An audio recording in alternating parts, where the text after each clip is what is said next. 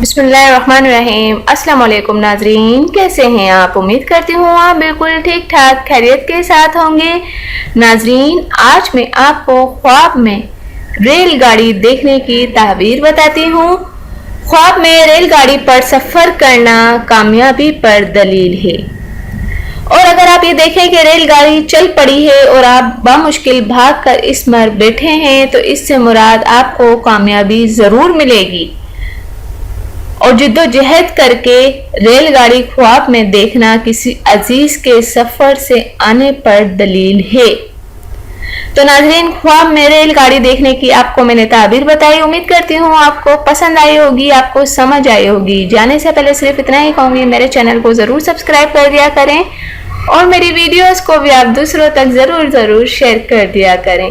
Thank you. अल्लाह हाफिज़। मिलते हैं नेक्स्ट वीडियो में, और वो भी आपकी पसंद की वीडियो के साथ।